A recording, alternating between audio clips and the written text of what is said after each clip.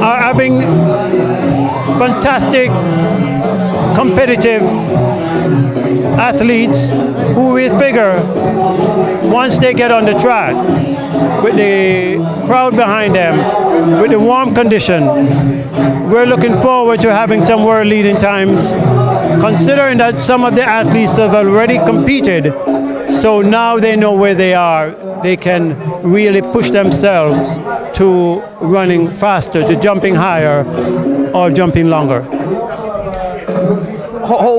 Was it any at all difficult this year, I mean, to get the big names that you're carrying here?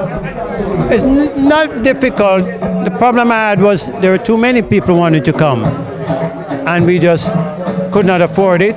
In some of the events, Jamaica has a lot of outstanding athletes. So you'll notice in a few events we had 4 Jamaicans, regardless, and others from the rest of the world. But in certain events, it's a matter of how do I say no to this individual, because everyone enjoys running here. I think most of the athletes look forward to being here because of the nature of the meet, the camaraderie and the welcome they get from the crowd, and the food that they enjoy when they're here. So the word spreads, and everyone usually looks forward to be able to come and compete here. Are we losing Kenny Harrison or Kendra Harrison, and if we are, how will that set us back in any way? No, because I have 2 replacements to choose one. I won't tell you their name, but they are ranked in the top 10. One was a finalist in the Olympics, and one of them couldn't even go and win the race. That's how good the replacement will be. Talk a little bit about some of the matchups that we'll have this year. I know the men's 100, for example, is going to be a super event to watch. Well, I think Asafa will be going for his sub 10 next week.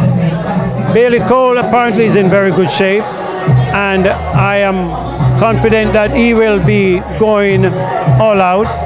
So the race, if there's no wind, will or should go below 10 seconds. They're also involved in that event is Kim Collins, who always make it interesting for the first 60. He gets those guys coming at him, which does help in the performances of the other athletes in the 100. And we're looking forward to an even better 400 in the men, because we have 2 finalists from the Olympics. And recently, one of our young athletes, Demis Gay, ran 44.8, I think, last week. So this will be a good test for him. I think he will run 44. The question is, how many people will run 44? And it's really a blessing, because now we're looking as though we can challenge anyone in that 4x4 in the World Championships. Men's 200, Andre DeGrasse coming from Canada. How is that field looking? Well, Andre DeGrasse, LaShawn Merritt, Nicolas Schmid, Alonzo Edwards, they were at the games. They're going to perform up to standard.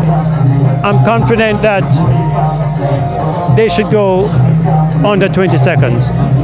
And I'm hoping that if all 4 can do that, it will be a major accomplishment for our meet to have that kind of standard. Our Jamaican athletes are going to perform beyond expectation because they're at home. And don't be surprised if we see some surprises from some of our sprinters locally. Olympic sprint double champion Elaine Thompson will be there. What event will she be running, and tell us who she will go up against? Elaine is running against mainly Prandini from the United States. That will be her main competition. But based on how she ran last week, she will dominate the field. It comes down to how fast she will go. We're hoping that she will go under 22 seconds because it's something that I think the public would enjoy to see her just take off and go. As I mentioned earlier, the 100 will feature Alison Felix, and she is preparing for the 200. So I see in a few months a possible battle between Elaine and Alison, because Alison has the strength, so she's working on her speed, and that will only bring more glamour, more excitement to the women's sprints. And Elaine has demonstrated that she's going to be hard to beat, and I'm looking forward to it. And we can say they started part of their preparation here in Jamaica. Thank you very much. Thank you.